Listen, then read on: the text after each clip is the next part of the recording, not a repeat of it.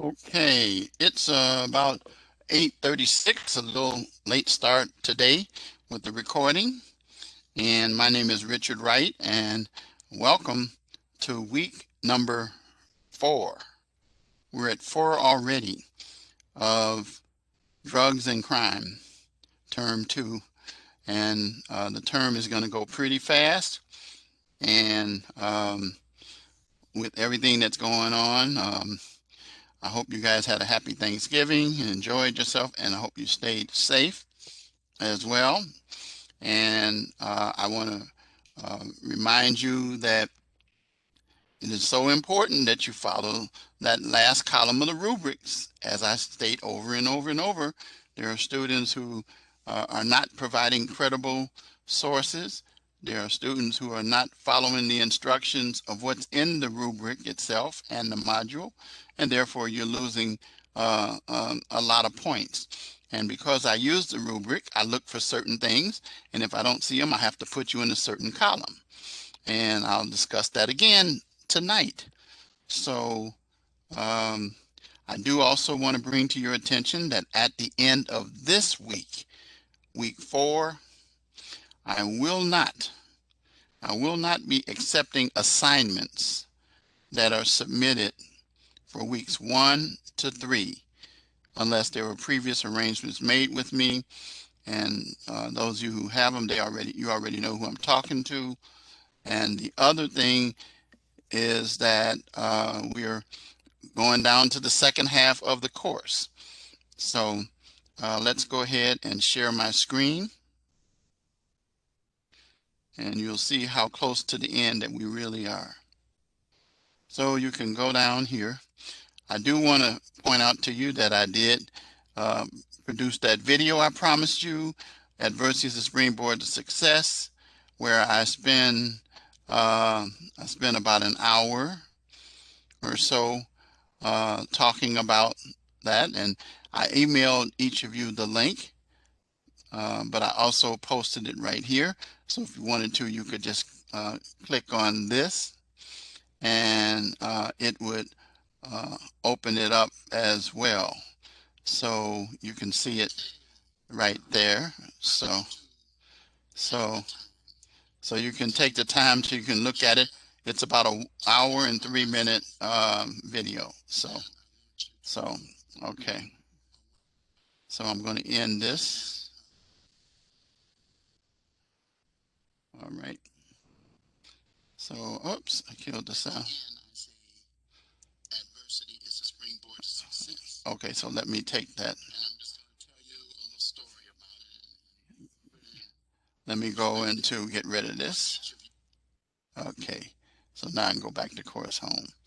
All right, so the video is there and you can listen to it. And again, reminding you that the rubric, which I'll talk about in a few minutes, we are at week 4. We have 2 more lectures after this, and you'll see that information there. Okay. Uh, did you, Aaliyah, did you get a chance to see this video, or you got it? You can type in the chat box. I'll see it.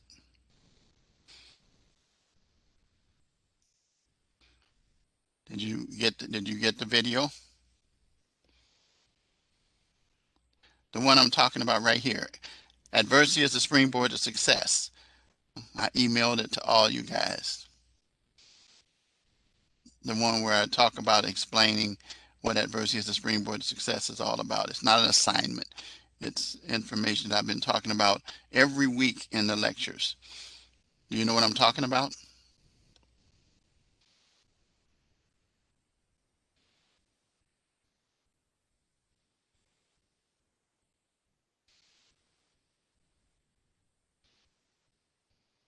No? Do you?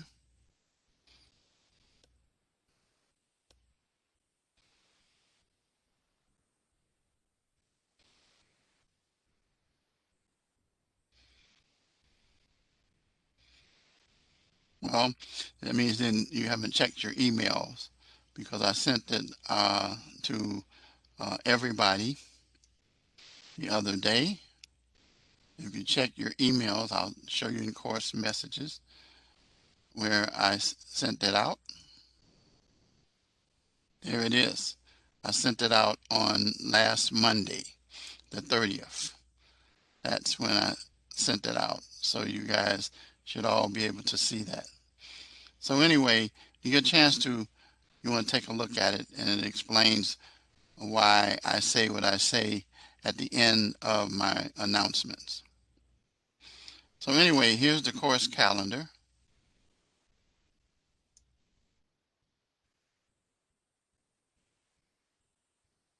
Yeah, it's on the course homepage, but I also emailed the link to you as well. So if you check your course mail, you'll see it in there also. All right. So anyway, all right. So you will see, this is where we are now. Monday, we started the week number 4 with the reading assignments, and I sent you the PowerPoints that go with that. Your initial post, forfeiture, was due last night. The live lecture is now. Your reply post is due Saturday the 5th. And then your written assignment that I'm going to talk about, policies to reduce and prevent drug-related crimes, that is in here. And then there's the quiz each week, which you know about. And then notice that we have just a couple more weeks, because by the time we get to next week's lecture, which will be the Wednesday, class will be ending the following week. It ends on the 18th. Now, your live lecture is Wednesday of that week. And it's not going to really be a big deal, because what I'm going to do when I do next week's lecture is I'm also going to talk about the assignments that are due. So you'll already have the details for the assignments for week number 6 next week. I will talk about them. And then I will have a lecture, but that's when I give you your key phrase. And I'll make sure that you have that. I wish I could do it earlier, but I already have lectures on Monday and Tuesday of that very same week for other 2 classes that I teach as well. Okay, so you see the class ends on the 18th. All assignments are due on the 18th, all right? No extensions beyond unless arrangements have been already made. Everything must be done by the 18th at 11:59 p.m. So let's go back to the course home, and let's look at the announcement for this week. For this week, Module 4, Drug-Related Criminal Activity, Law Enforcement Perspective, will be presented. Chapters 6 and 7 of the textbook, which I sent you the PowerPoints. Combating drug trafficking organization, DTOs, and law enforcement response to the heroin epidemic. I already kind of provided you last week with something that shows you what we call deflection, and I'll talk a little bit about that tonight. I think it's 2380, the bill. And then your discussion assignment, forfeiture, which was due yesterday, and then your reply post Saturday, and then policies to reduce and prevent drug-related crime, and the quiz due by Sunday, 11:59 p.m. Central Standard. Take time to complete the mid-quarter survey. This is what I mean when each week I've ended with stay strong, finish strong, and then my motto, adversity is the springboard to success. That's what this video is all about, and explains it for you so you understand where I'm coming from. And it'll be one that you'll have and you can keep and you can save it, and you'll be able to have it even after this class. All right.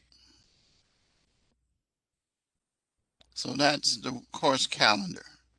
Let's get into the module. Remember the drugs and crime course guide that I've reminded you every week. You click on the link and it opens up and it tells you each week about the assignment. So we're at module 4, and it helps you understand things. Talks about, don't worry about the course project anymore. We're not talking about just written assignment. The course project is just your written assignment that you do now. It used to be called that. They changed the name of it. And then this is help that you can utilize each week as well. Okay, so that online library is there. So let's look at the assignments real quick. So your initial post dealing with this fact pattern up here, you're going to identify 2 arguments in support of a forfeiture program. And then you're going to next identify the property or items that you believe can be lawfully forfeited as items associated with or obtained in connection with Mary's illegal drug activity. What factors should be considered in deciding which property is connected to Mary's drug activity? Should forfeiture programs for drug-related assets be limited, eliminated, or expanded? Then your reply posts respond to a student's different point. And be sure that it says be sure to include proper citations for information relied upon. That we appreciate. I really appreciate that. I don't deduct points when I don't see it, but I do appreciate that. And you know it because I let you know that if you pay attention to my comments and not just the grade itself. So that's your discussion assignment. Okay. Now the written assignment, policies to reduce and prevent drug-related crimes. Now, you know the scenario, the very same scenario that you used from assignment number 1 and the one you're using for all the assignments regarding Dave and his situation. And so for this assignment, tells you this, and then you'll see it in the rubric. Notice these 4 bullet points. Describe the origin and development of international drug cartel involvement in manufacturing, sale, and distribution of illegal drugs. We're going to talk about some of that tonight, but you're going to have to do some research. Identify the connection of those drug cartels, manufacturing, sale, and distribution to Dave's scenario. Identify the current interdiction policies and legislative efforts to reduce and prevent the manufacture, sale, and distribution of illegal drugs. That we will talk about tonight, and also you can do some research as well. All right. Compare how these interdiction policies and legislative efforts are similar and different for gangs, organized crime syndicates, and international cartels. There's a little bit difference.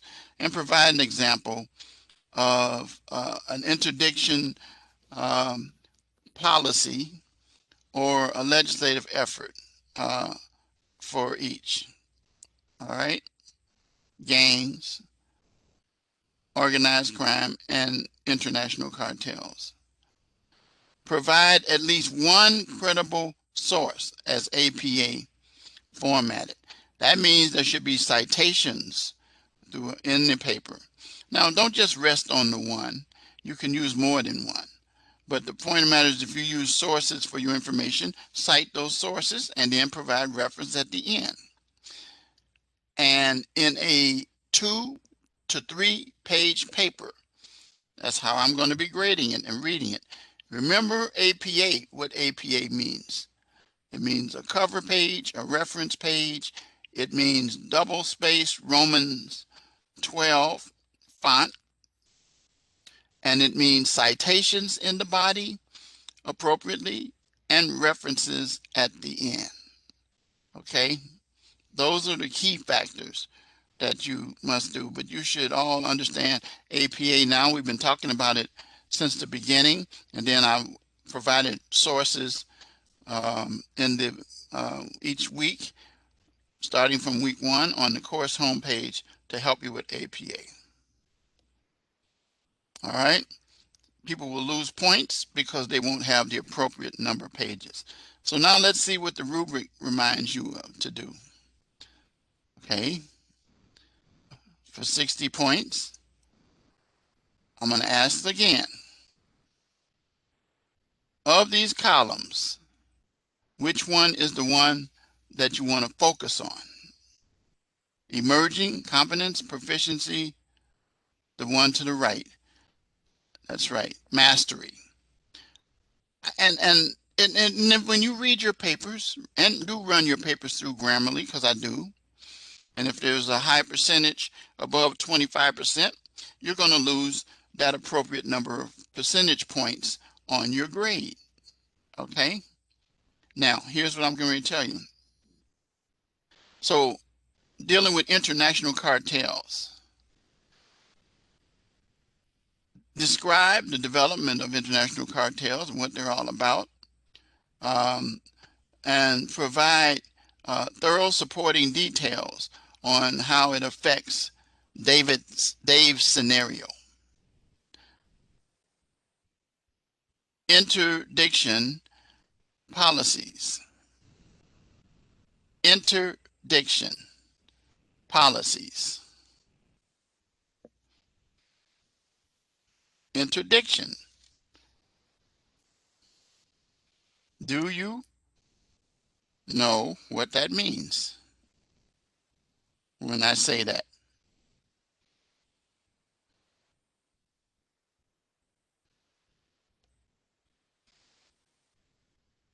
Well, it involves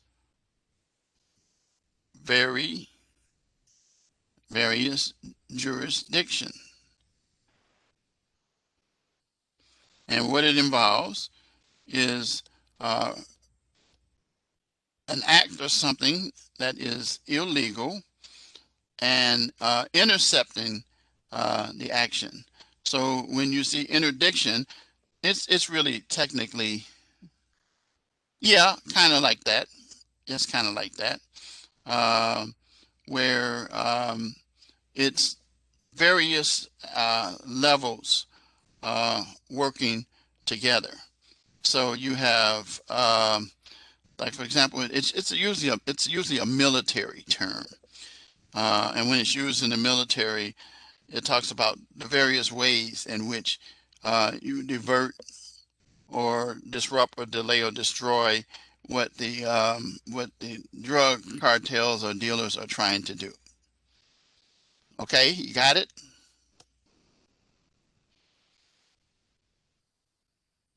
Okay. So now, so you're going to deal with that issue. So describe what they're talking about dealing with international cartels. And first, what are they? We're going to again talk about that tonight. The next section is the policies and efforts to deal with this. The current policies and legislative efforts to reduce the manufacture and sale. What is it that these agencies are doing? What kind of things are taking place? What kind of policies are being passed in the form of laws and that are enforced to adversely affect the sale and manufacture of illegal drugs, and provide credible sources. Provide credible sources, okay? Comparison. So you're going to compare the interdiction policies and legislative efforts for gangs, organized crime syndicates, and international cartel with details on the similarities and differences. And again, there are different ways that it's approached depending on the largest. The largest is obviously dealing with international cartels, followed by organized crimes, and then gangs, because gangs are more localized. Now, provide a thorough example and explanation of an interdiction policy or legislative effort to deal with gangs.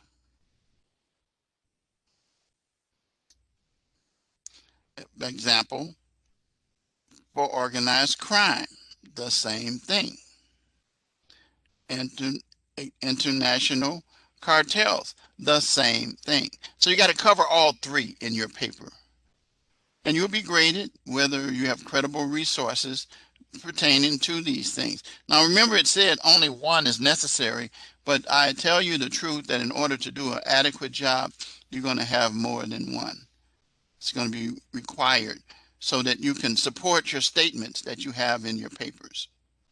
And then, of course, then you APA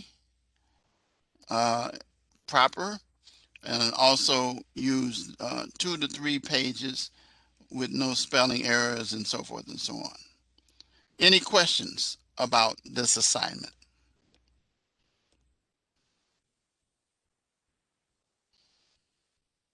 Okay, so you got to make sure you cover all aspects on the international level, on the gang level, and on organized crime syndicates. Okay, all right. And of course, that's due on Sunday. All right.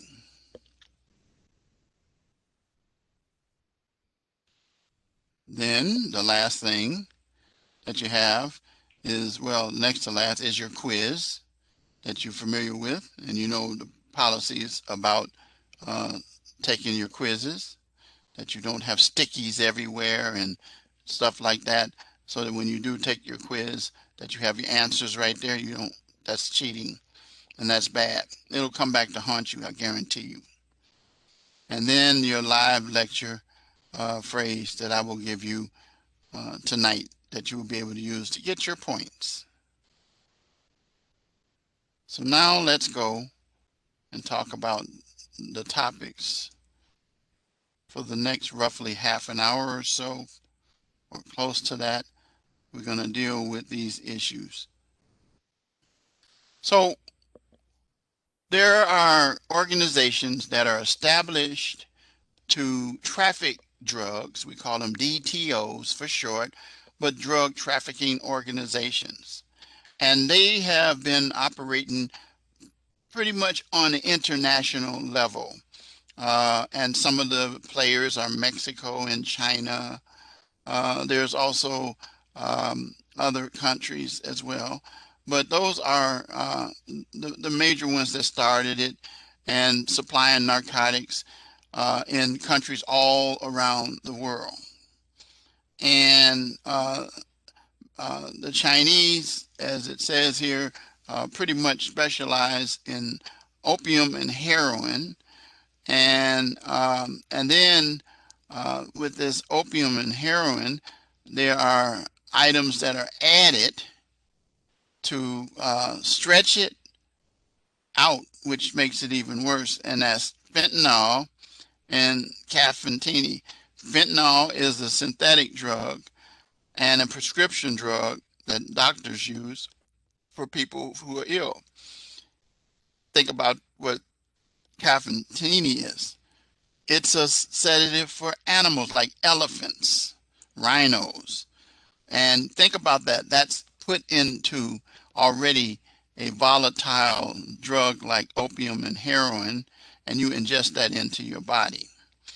And so the thing is that people overdose from ingesting too much, and their body can't handle it. And then there's this really good article in here. You have a chance to read it, and you can deal with that yourself.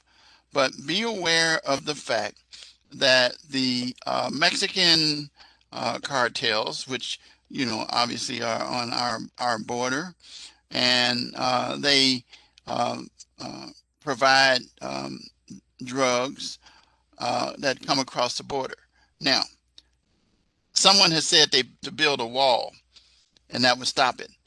Did you not know that the drugs that come into our country from Mexico don't come from the wall? They come from ports of entry where vehicles with false bottoms in there, um, looks like extra engines or um, extra exhaust system mufflers, but and even this, uh, the seats themselves are padded with these drugs. Did you not know too that sometimes the material of the seats are made um, of drugs and brought into this country, and they break them down and distribute them on the streets? And so what has happened here is that the various cartels uh, pretty much fight each other. There are battles. And the primary agency that deals with them is the DEA, the Drug Enforcement Administration. I have a number of friends who are DEA agents, and they're heavily involved. But there are cartels, like for example, here's one, the Sinaloa cartel. You can research that. The Jalisco New Generation cartel, the Juarez cartel, the Gulf cartel, the Los Zetas, the La Familia, which means the family cartel, the Beltran, and then you have deal with people like what's his name, El Chapo. Do you remember that name, El Chapo? His name is, I think, his last name is Guzman. I think it's Juan Guzman. He is, of course, incarcerated, but he is the leader of a huge Mexican cartel. You can do some research and include that in your written assignment. That will help you, but provide the citations to the sources and the references where you get that information.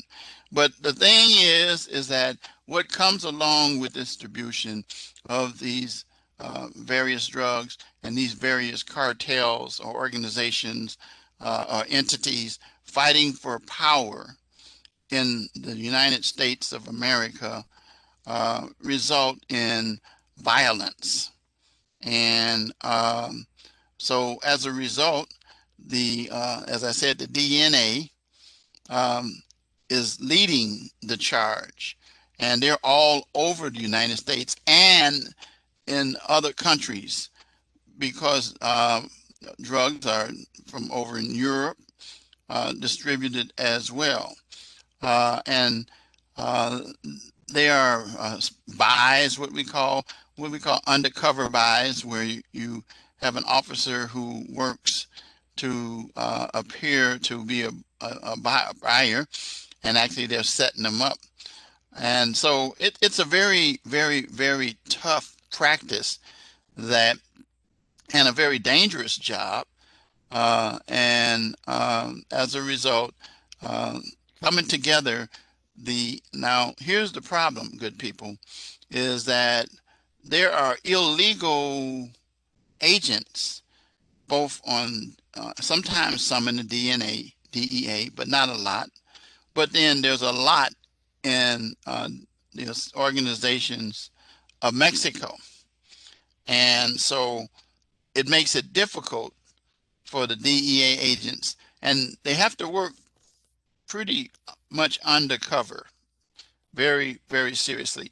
And one of the things that you should be aware about these cartels, particularly the ones from Mexico, is that they have people to um, bring their drugs into the country, participate in their entities by threats or duress. One of the common practices is that if you don't perform well, or you do something, or you rat, they will kill the entire family. I mean, when I say the family, I'm not talking about just the immediate family. I'm talking about uncles, aunts, cousins, relatives, and so forth and so on. And so, because of the seriousness of this thing, there's a whole lot of money involved in these activities. Um, the You find that law enforcement officers and agents have to use what we call informants. Informants are usually people that are caught that want to share. Now, remember what I said earlier. When you rat and tell and they know it, they find out,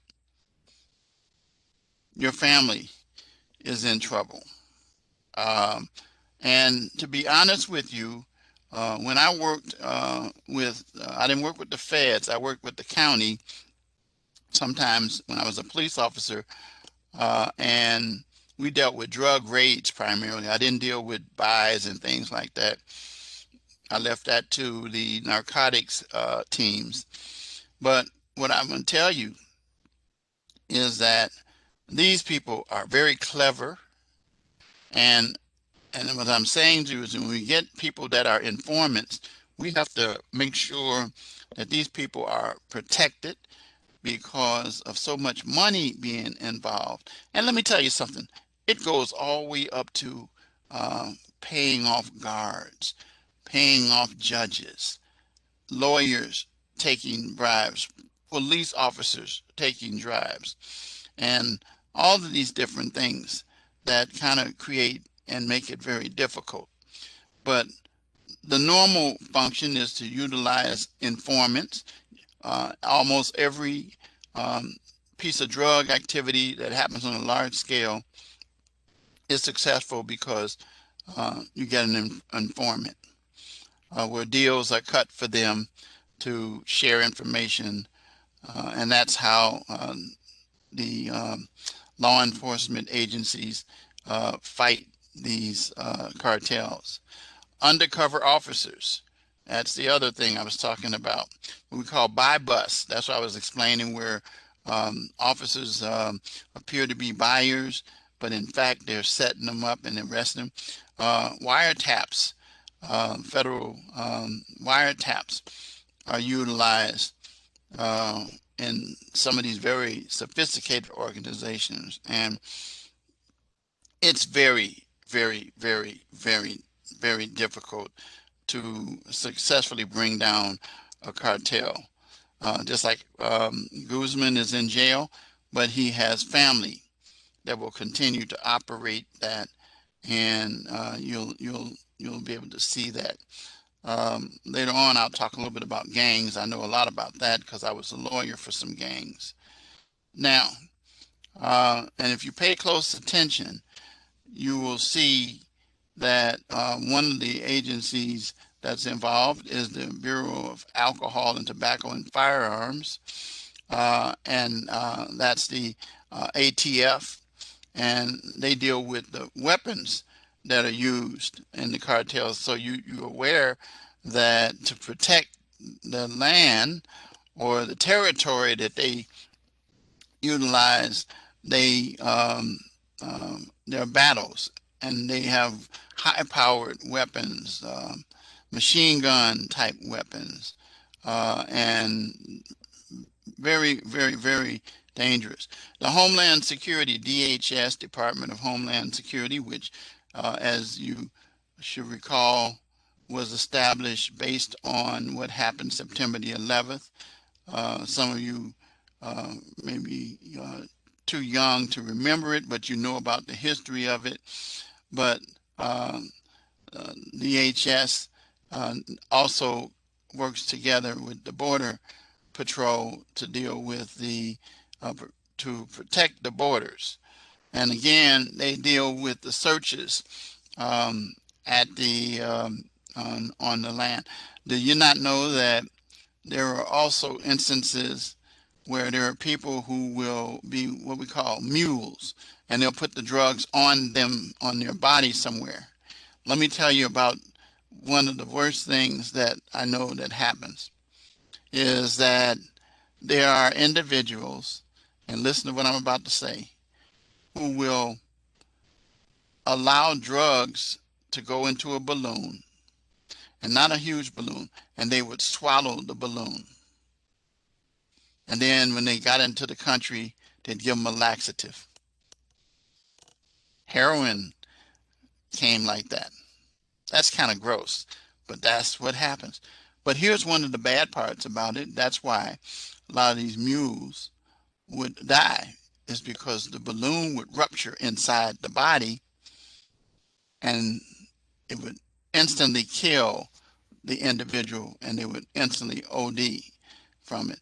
So anyway, there's a whole lot of those illegal shipments like that of drugs. There's whenever, like I said, there are two things that go with drugs: guns and money. And the ultimate thing is to make the money. And so, as I said earlier, the Border Patrol agents, they look at the vehicles, and other federal agencies work together.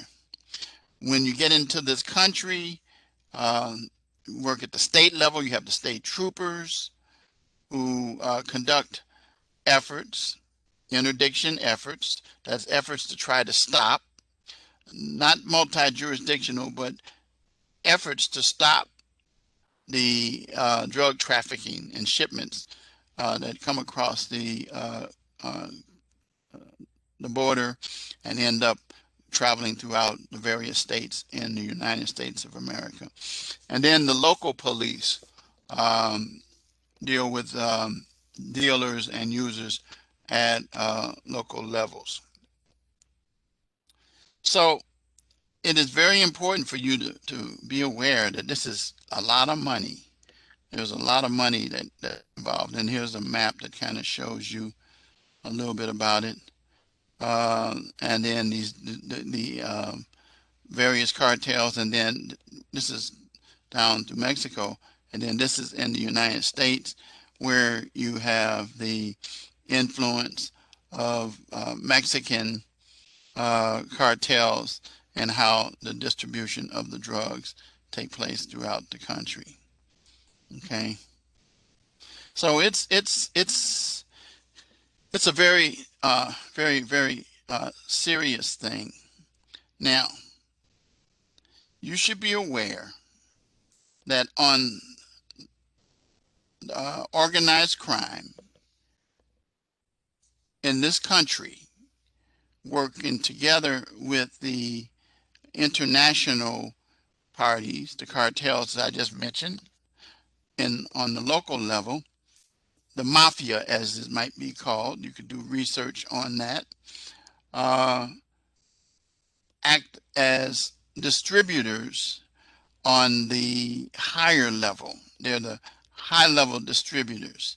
They're not out on the streets, but they're the ones who these organizations called gangs, which I'm going to talk about in just a few minutes, report to. And they utilize the gangs as um, their distribution individuals, or as we call them, the pawns or people on the streets. My representation throughout the years was to represent a gang called the Black Gangster Disciples, and I dealt with the traveling vice lords, and I also dealt with the Latin Kings, who we had translators who worked with us to be able to interpret in Spanish. Even though I spoke a little bit of Spanish, poquito, we used these individuals and to defend them. But what I'm going to tell you is that the way that this works is that the drugs start at the cartels, come into the country. Once they get into the country, then there are organizations that operate within the country on organized crime. And their goal is to make money and paid big money by the cartels to take that material, drugs, cocaine, marijuana, uh, and heroin, and have it distributed. And it's put in the hands of the salespeople who pretty much are, are the gangs themselves. An example that was given, you remember the video that we had a few weeks ago about crack cocaine and Freakonomics? You remember that?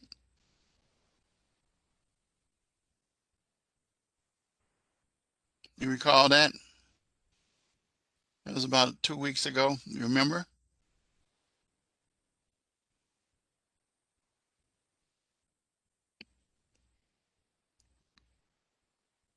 Well, it was uh,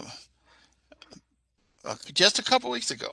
So this is just week 4, and we actually had that in the session.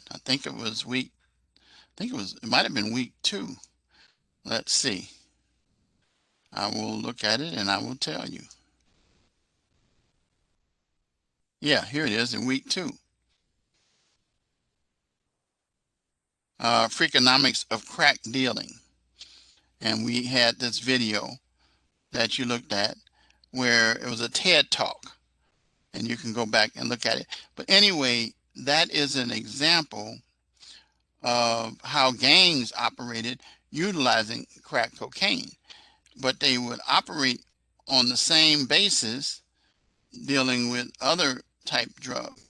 And be aware of the fact that gangs didn't become real violent until such time as um, these organized crime leaders working deals with the gang leaders to distribute the drugs into the various communities across the country. And so, as you may or may not know, in many urban areas, that's where a lot of it happens, but it also happens in the suburban areas now. And what happens is that these gang members are armed with weapons that they're supplied to protect their territory and these drugs. And so they battle each other for territory to be able to distribute the drugs. Therefore, there's violence and shooting that takes place. And so your part of your assignment is to provide details about how gangs operated in relation to um, the drugs and what was the interdiction activities that law enforcement have come about to try to deal with gangs.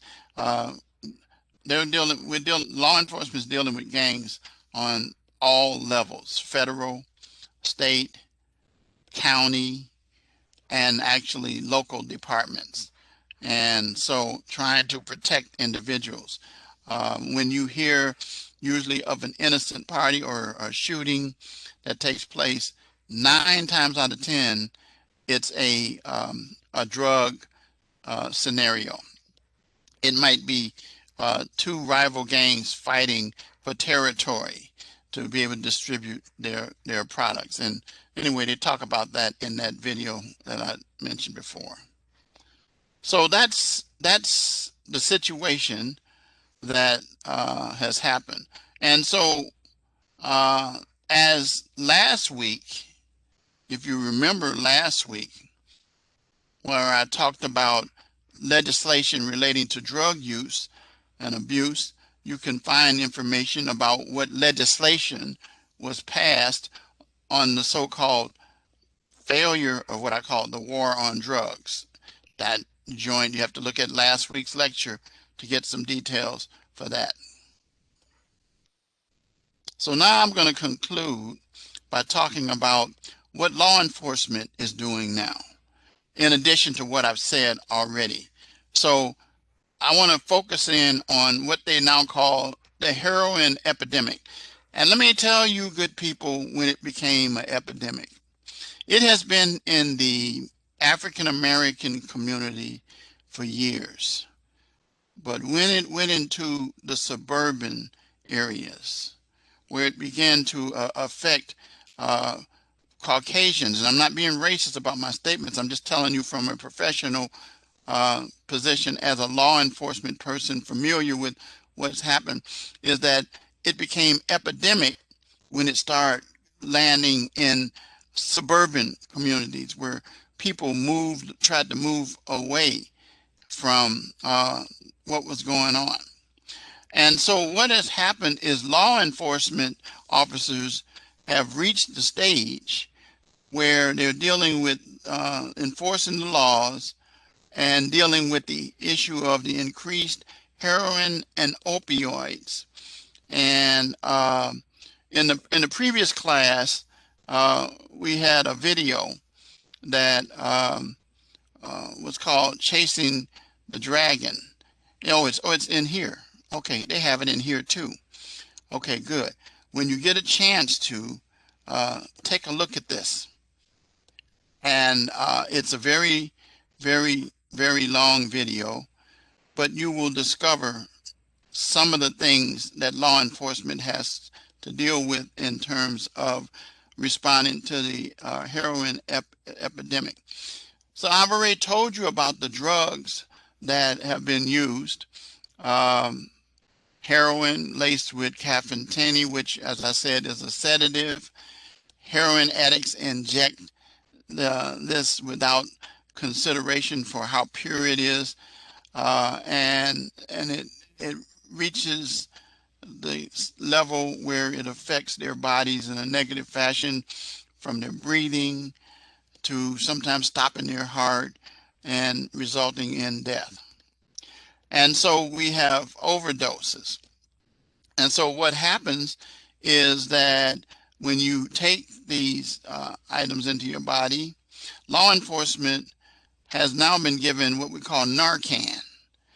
It's a brand of Noxolone, which is a prescription drug. We dealt with this when I went to a seminar with the Illinois Association of Chiefs of Police. And what it does is it counteracts the um, the individual's symptoms, which opioids bring slow breathing and can stop the breathing entirely. When what Noxolone does is it blocks the effects of the opioid and reverses the overdose. And it's something that all first responders now are given, and now they can, and it's very expensive, very, very, very expensive. And at first, Noxolone was done by injection, uh, but however, it is a controlled substance in itself, and only first responders can have that.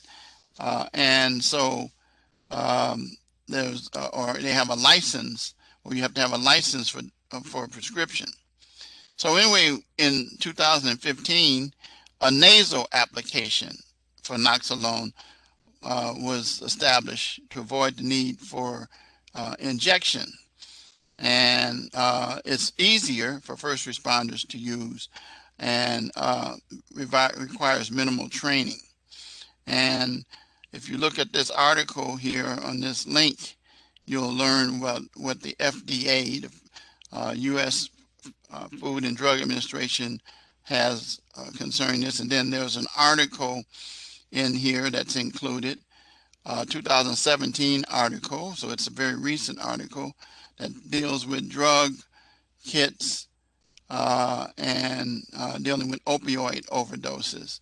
And again, that video, there was a gentleman who came to Rasmussen College a few years ago, and he spoke to us on campus. And his name, give me a second, let me take this book up. It is, here we go. His name is Tim Ryan, and he wrote a book called From Dope to Hope, and talks about a man in recovery, and he became a counselor, and he talked about how he personally used it, and it's a very interesting book. From Dope to Hope, A Man in Recovery by Tim Ryan. I think you can probably find it on Amazon, but I can tell you that if you're interested in it, reach out to me and I'll see if I can get it.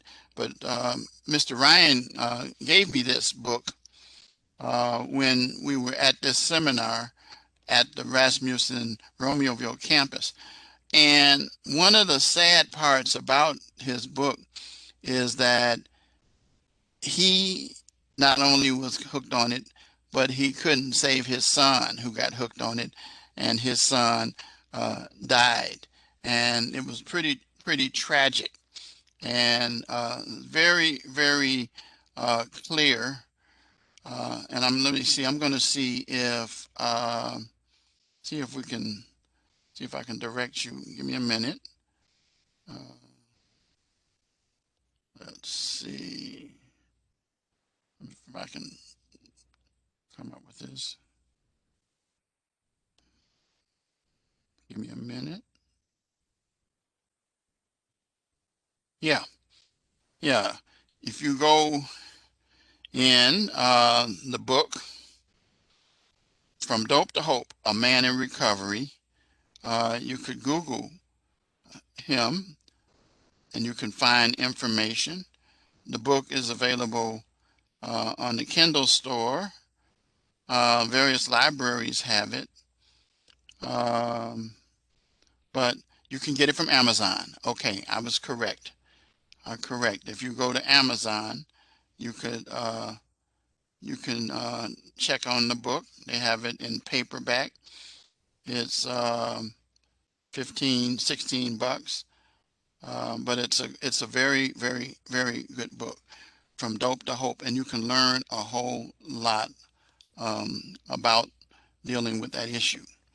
Now, this video, uh, which let me make sure if this is the long one or the short one. Let's see. Oh, this is the short one. This is the short one. Yeah, take a look at this.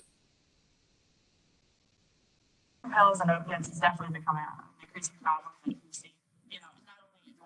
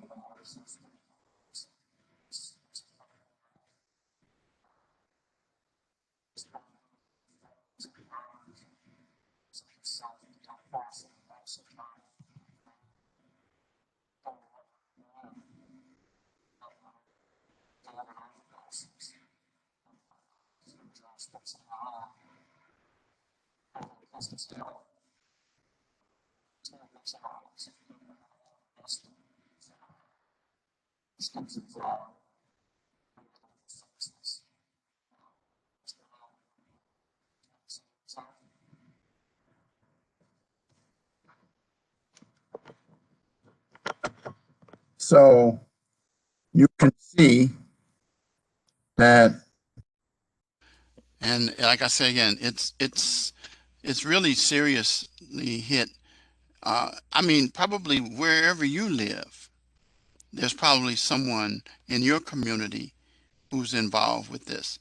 As I said, coming up as a kid, I didn't run across it too much, except in my community. I grew up in a African American community. Chicago is pretty, um, as they say, segregated in terms of communities, and so we had it. And then the next thing we started hearing, yep, yep. So it, and if you live in the suburban areas, like now I do, it happened. It's out here now. It's in areas. Let me tell you, it knows no, as they said, no race, no color. But it's really serious because people move into nice neighborhoods thinking they're getting away from it, but it's not based on your financial status anymore. It's not based on your race or your sex or your national origin. It's a very serious problem, and that you'll discover when you really do some research that it can start with people who don't intend on becoming addicts by dealing with painkillers, where they graduate from painkillers into um, these type of situations.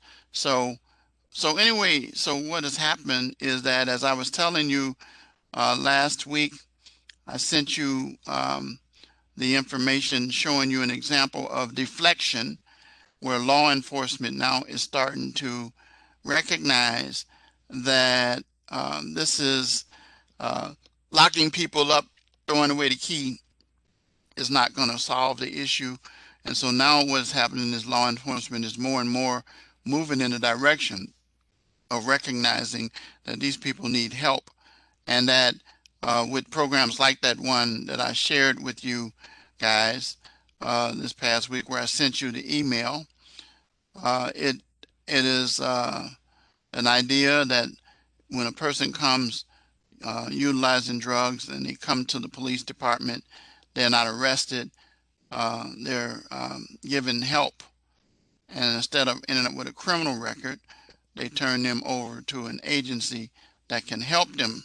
And there have been instances of people's lives have been saved. I was talking about Narcan a few minutes ago.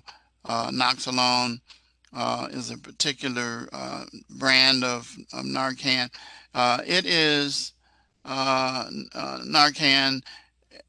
Noxalone.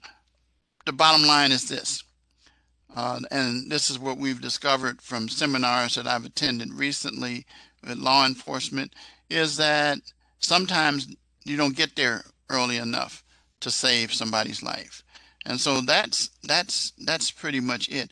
I wonder if, because I haven't looked, I'm curious. I want to see if they included the video for the Chasing the Dragon in future weeks. Let me see. It might be next week's. Let me see. Oh yeah, yeah. It's in next week's video. It's a very long video. And what I usually do is I do a quick lecture, and so we will be doing that next week, so that you can see that. I'm curious about something though. If you can tell me, because I think they fixed it. If they fixed it, then that means it's going to be a better way. I'm gonna put this video back on again for a minute here. Um, I want you to tell me if you can hear me, hear the video, because I'm gonna leave my headset on, and is it clear? Okay, just take a look at it. Just let me know. Type in the chat box if this is clear.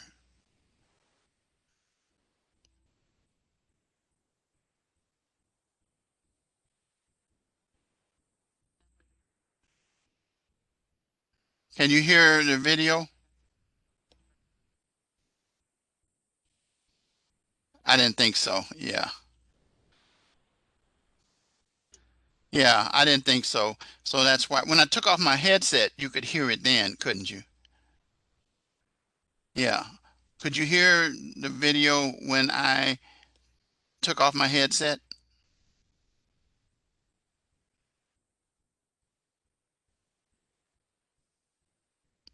Okay. So I don't know. They said that they had fixed it. So at any rate, um, it's important. You get a chance to go back and look at it in your with your yourself. Just use the link and check it out.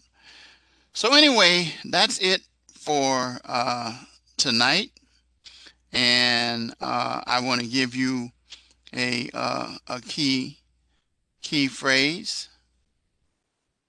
and the key phrase I want to give you tonight that'll help you get points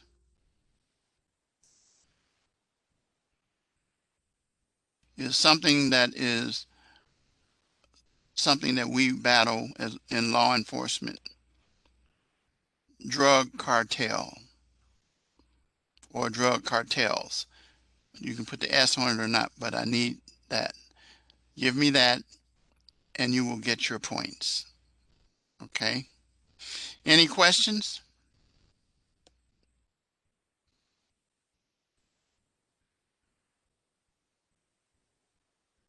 Okay. All right. I will see you next week, week 5. And like I said, if you get an opportunity, uh, try to get this book, uh, From Dope to Hope.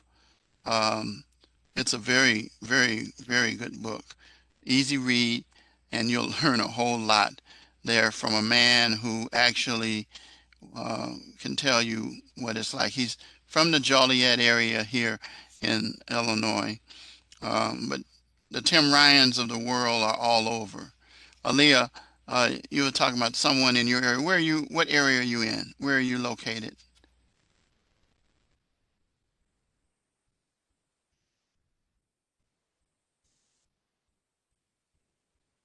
Okay, you're in Minnesota. Yeah. So, like I said again, my students all over the country can tell me stories of individuals that they know who have this. And like I said, there are no boundaries. Like I said again, it's like COVID. It's not discriminatory. Um, there are older people dying from overdoses, and then there are babies that are born because the mothers utilize the drugs while carrying the babies. So it is. So I guess it's an epidemic because it affects all across the country and not just now all of a sudden the urban areas where many minorities live, but it's all over. But here's the point, and I'll say this and I'm done. I said this at the beginning. There is this correlation between drugs and crime. If we could get the help for the people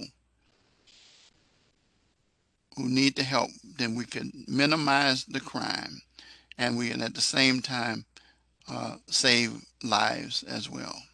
Locking people up, punishing them is not going to get it done. Need to rehabilitate. All right. Good night. I will see you guys next week. Stay safe.